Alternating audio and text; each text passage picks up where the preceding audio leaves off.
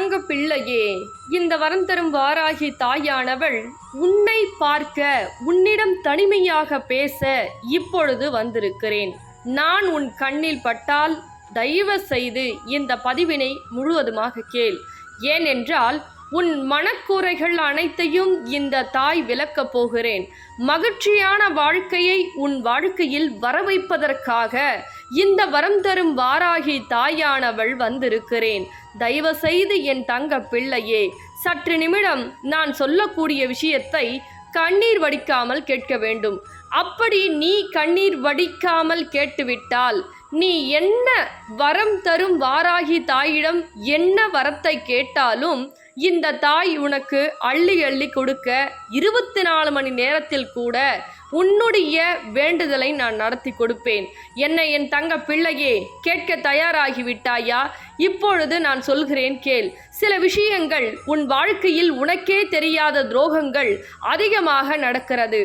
எவர் உனக்கு நன்மை செய்கிறேன் என்று பல விஷயங்களை சொல்லி உன்னிடம் இருக்கக்கூடிய பணங்களும் பல விஷயங்களும், அதே போல் மனதளவிலும் உடல் அளவிலும் சில விஷயங்களை உன்னை ஏமாற்றி நான் உனக்கு தான் நல்லது செய்கிறேன் என்று சில கயவர்கள் உன்னை சுற்றி ஏமாற்றி கொண்டிருக்கிறார்கள்.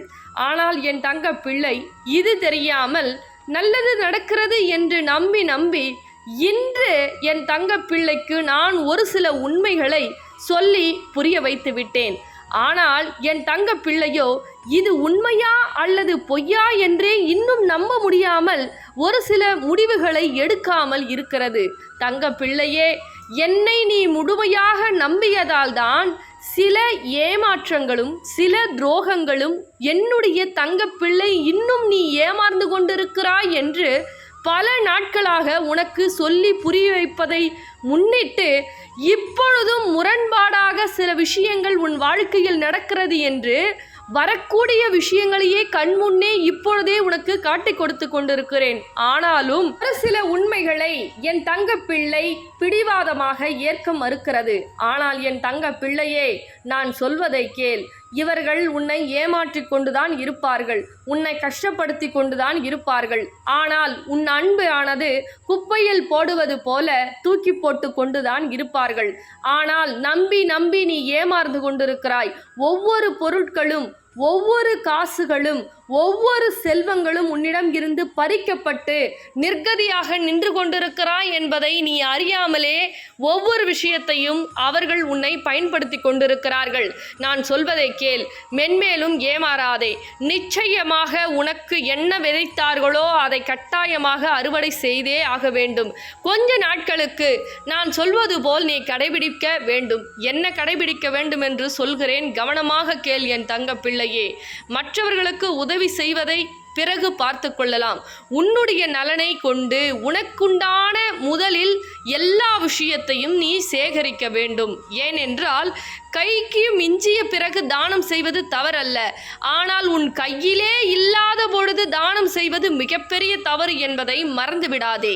ஏனென்றால் ஏன் தாயே இப்படி நீ சொல்கிறீர்கள் என்று நீ கேட்கலாம். ஆம் என் தங்க பிள்ளையே, இப்பொழுது மனதிற்கு பச்சோந்தி போல நிறத்திற்கு நினைத்த மனிதர்கள் மனமும் குணமும் மாறிவிடுகிறது. ஆனால் என்னை முழுவதுமாக நம்பி என் வாக்குக்கு கட்டுப்பட்டு நான் சொல்வது போல் நீ செய்து கொண்டால் உன் வாழ்க்கை மலரும், உன் வாழ்க்கை உயரும். உனக்குண்டான எதுவாயினும் நான் பார்த்து கொள்வேன். அதனால்தான் கையில் இருக்கும் பொழுது, கைக்கு மிஞ்சிய பொழுது தானம் செய். உன்னை முதலில் நீ பார்த்து கொண்டால்தான் மற்றவர்களுக்கு நீ உதவி செய்ய முடியும். மற்றவர்களை பார்த்தால் உனக்கு உதவி செய்ய இந்த உலகத்தில் எந்த மனிதரும் கிடையாது. அப்பொழுது இந்த வரம் தரும் வாயாகி தாயிடம் மட்டுமே நீ வந்து அழுவாய் என்பதை முன்கூட்டியே உனக்கு சொல்வதற்காக தான் இப்பொழுது ஓடோடி வந்திருக்கிறேன் என் தங்க பிள்ளையே. இப்படி என்ன ஏமாற போகிறாய் என்று கேட்டுக்கொண்டிருக்கிறாயா? ஏற்கனவே சொல்லியிருந்தேன், ஒரு சில நபரை நம்பாதே, அவர்கள் உன்னை ஏமாற்றி கொண்டிருக்கிறார்கள். இவரெல்லாம் உன்னுடைய அன்பிற்காக கட்டுப்பட்டு உன்னிடம் இருக்கவில்லை, பணத்திற்காகவும் அதே போல் சில அவர்களுடைய சுயநலத்திற்காகவும் தான் உன்னை பயன்படுத்தி கொண்டு இப்பொழுது எப்பொழுது பார்த்தாலும் எதிரியாகவே ஒரு சில நபர்கள் உன்னை பார்த்து கொண்டிருக்கிறார்கள். எதிரியாக மட்டுமல்ல, நீ செய்யாத ஒரு விஷயத்தை நீதான் செய்தாய், இதுதான் நடந்தது, உன்மீதுதான் தவறு என்று என் தங்கள் பிள்ளையின் மீது செய்யாத தவறெல்லாம் நீதான் செய்தாய் என்று உடலளவிலும் மனதளவிலும் வார்த்தைகளாலும் புண்படுத்தி கொண்டே இருக்கிறார்கள். ஆனால் நீ இதை பொறுத்து கொள்ளலாம். ஆனால் என்னுடைய தங்க பிள்ளையை இப்படி செய்வது என்னால் கடுகளவு கூட தாங்கிக் கொள்ள முடியவில்லை. அதனால்தான் தங்க பிள்ளையே, எப்பொழுதுமே மதியாதார் வாசல் தலை மிதியாதே என்று பழமொழி இருக்கிறது. அதே போல்தான் நானும் உனக்கு கூறுகிறேன். பழமொழி மட்டுமல்ல, சில விஷயங்கள் எதுவாயினும், எப்படி என் தங்க பிள்ளையே, எதுவாயினும் என் தாய் கொடுப்பார்கள். என் தாய்க்கு கட்டுப்பட்டு அந்த வார்த்தைக்காக நான் அப்படியே இருக்க வேண்டும் என்று ஏன் நீ நம்ப மறுத்து விட்டாய்? நான் உனக்கு செய்ய மாட்டேன் என்று நினைக்கிறாயா? தங்க பிள்ளையே, உன்னுடைய வார்த்தைக்காக கட்டுப்பட்டு இப்பொழுது உனக்கு வாக்கு கொடுத்து கொண்டிருக்கிறேனே, இது உன்மீது அக்கறை இல்லாமலா, அன்பு இல்லாமலா? ஏற்கனவே சொல்லிவிட்டாய், எனக்கு இந்த உலகத்தில் யாரும் இல்லை, நான் ஒரு அனாதை, எனக்கு சாப்பிட்டியா என்று கேட்பதற்கு யாருமே இல்லை இந்த உலகத்தில். நான் ஏன் இந்த உலகத்தில் யாருமே இல்லாதது போல் என் அன்பை பறித்து கொண்டு, என்னுடைய உடைமைகளை பறித்து கொண்டு, உணவு உண்ணக்கூட முடியாமல் எப்பொழுதும் பித்து பிடித்தார் போல் திரிந்து கொண்டிருக்கிறேனே, இந்த மண்ணில் நான் ஏன் வாழ வேண்டும் என்று நீ திரிந்து அலைந்து பிடித்தார் போல் பேசிக் கொண்டிருக்கிறாய். ஆனால் இந்த தாயிற்கு நீ தெரியாது என்று பேசிக் கொண்டிருக்கிறாய். இந்த தாயின் உள்ளம் நொந்து போய்தான் இப்பொழுது பேசிக் கொண்டிருக்கிறேன். என் தங்க பிள்ளையே, எப்பொழுதுமே இந்த உலகத்தில் யாரும் இல்லை என்று நீ பேசிக் கொண்டிருக்கிறாய். ஆனால் நீ வளர்க்கக்கூடிய அன்பான செடி கூட, நீ வளர்க்கக்கூடிய பிராணி கூட, நீ வளர்க்கக்கூடிய ஒரு மலரோ அல்லது ஒரு செடியோ அல்லது ஒரு வாகனமோ எதுவாயினும் உன்னோடு உயிரோடு பேசும் என்பதை மறந்து விடாதே. என்ன தாயே, இது எல்லாம் உயிரோடு பேசுமா என்று கேட்கிறாயா? ஆம் என் தங்க பிள்ளையே, எதன் மீது நீ அன்பு அதிகமாக வைக்கிறாயோ, எப்படி, எதன் மீது? மனிதர்கள் அல்ல தங்க பிள்ளையே, செடிகள் கொடிகள் அனைத்துமே கடவுளால் படைக்கப்பட்டது. மனிதர்களும் கடவுளால் தான் படைக்கப்பட்டது என்று கூடியது என் செவிகளுக்கு எட்டுகிறது. ஆம் என் தங்க பிள்ளையே, ஐந்தறி ஜீவன் இருக்கக்கூடிய அந்த அன்பு கட்டுப்பாடு கூட ஆறறிவு மனிதனுக்கு இல்லை என்பதனால் தான் இப்பொழுது உனக்கு ஐந்தறிவின் மீது கூட, இந்த ஆண்டவன் மீது கூட நம்பிக்கை வைத்துவிடு, ஆறறிவு உள்ள இந்த நயவஞ்சகக்காரர்கள் மீது நம்பிக்கை வைக்காதே என்றுதான் இப்பொழுது என் தங்கப்பிள்ளைக்கு சொல்லி புரிய வைத்து கொண்டிருக்கிறேன். ஏனென்றால் புதிய புதிய விஷயங்கள் வரும்பொழுது பழைய விஷயங்கள் நம்மை ஆபத்தில் இருந்து காப்பாற்றியது, ஆபத்தில் உதவியது, யாருமே இல்லாத நேரத்தில் கூட நமக்கு உதவியது என்று அந்த உதவியே மனப்பான்மை இல்லாத மனிதர்கள் மீதுதான் நீ அன்பு வைப்பது தவறு என்று சொல்கிறேனே தவிர, அதே போல் மனிதர்களே தவறு என்று நான் கூறவில்லை என் தங்க பிள்ளையே. நீ நேசித்த இடத்தில்தான் தவறு ஏற்படுகிறது. ஏனென்றால் அன்பு என்பது ஆண்டவன் மீது வைப்பதும் அதே போல் மனிதர்கள் மீது வைப்பதும் ஒன்றுதான். ஆனால் பொய்யான அன்பு காமித்து உன்னுடைய வார்த்தைக்கும் கண்ணீருக்கும் அதே போல் உனக்கும் ஒரு மனது இருக்கிறது என்று புரிந்து கொள்ளாமல் அவர்களுடைய சுயநலத்திற்காகவே பேசி உன்னுடைய விஷயத்தை கடுகளவு கூட சிந்திக்காமல், கடுகளவு கூட எதையும் யோசிக்காமல், எப்பொழுதுமே அவர்களுடைய சுயநலம் அவர்களுடைய விஷயம் என்று அந்த நபரை தான் கண்டுகொள்ளக்கூடாது என்பதை இப்பொழுது உனக்கு தெளிவாக சொல்லுகிறேன். அதே போல் ஒரு சில நபருக்கு நீ தண்டனை கிடைக்க வேண்டும், நியாயம் கிடைக்க வேண்டும் என்று கண்ணீர் வடித்து கொண்டிருக்கிறாய். நிச்சயமாக என் தங்கப்பிள்ளைக்காக எண்ணி 12 நாட்களில் நான் நிச்சயமாக தண்டனை கொடுப்பேன். அதற்காக நீ என்ன செய்ய வேண்டும்? இந்த தாயை தேடி வையாவூருக்கு வர வேண்டும். ஆம் என் தங்கப்பிள்ளையே, உன்னுடைய அன்புக்கு கட்டுப்பட்டு உனக்கு உதவி செய்ய நான் வர தயாராக இருக்கிறேன். என்னை வழிபாடு செய்ய வேண்டும். எப்படி? பச்சை நிற ஆடையை அணிஞ்சு கொண்டு பச்சை துணியில் 1 ரூபா நாணயத்தை முடிபோட்டு கொண்டு இந்த தாயை தேடி வர வேண்டும். நான் செங்கல்பட்டு வையாவூரில் இருக்கிறேன் என்பதை மறந்து விடாதே. இங்குதான் வர வேண்டும் என்று அடம் பிடிப்பேன் என்று உனக்கு தெரியும். ஏனென்றால் எங்கு சென்றாலும் நான் மகாலட்சுமி ஸ்வரூபமாக எங்கும் இந்த உலகத்தில் அமரவில்லை.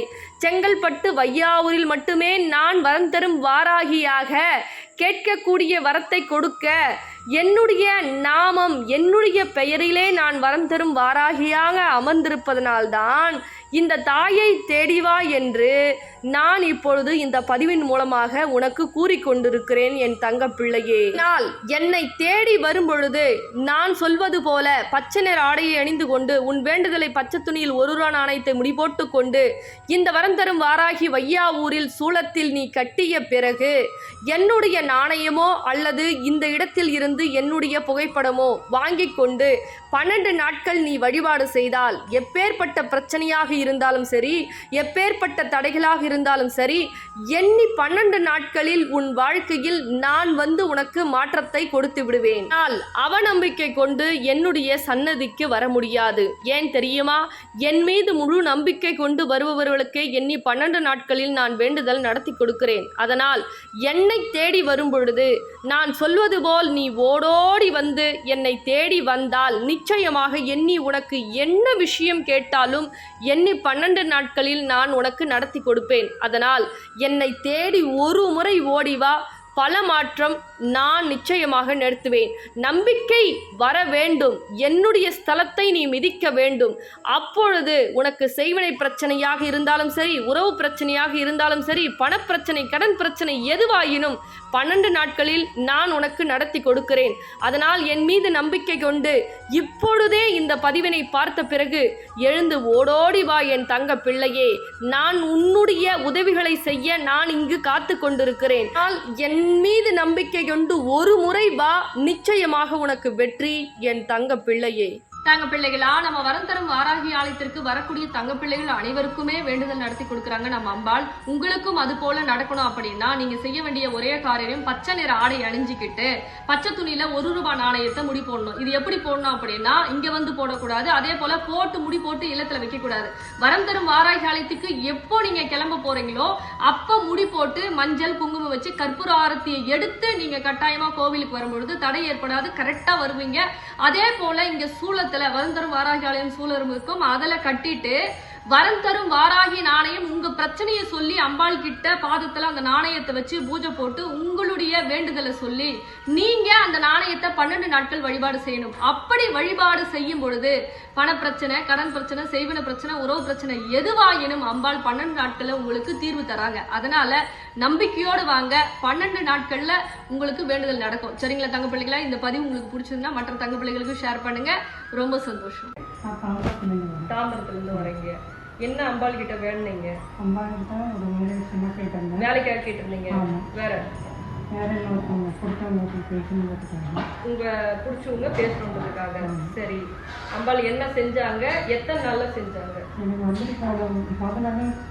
வந்துட்டு போன முதல் நாளே மெசேஜ் வந்தது. மெசேஜ் பேசின அந்த பேசாத நபர் பேசினாங்க. பேசாத நம்பர் பேசினாங்க. சரி, இன்னொன்று என்னன்னா கால் வந்தது. இன்டர்வியூ கால் வந்தது. சரி, அதுவே மிராக்கல் மாதிரி இருந்தது. அதுவே மிராக்கல் மாதிரி இருந்தது. ரொம்ப சந்தோஷம். அந்த ஆலயத்துக்கு வந்துட்டு போனதுக்கு அப்புறம் நிம்மதியோட இருக்கேன். அது ரொம்ப பெரிய விஷயம். சரி, அதுதான் நான் வந்து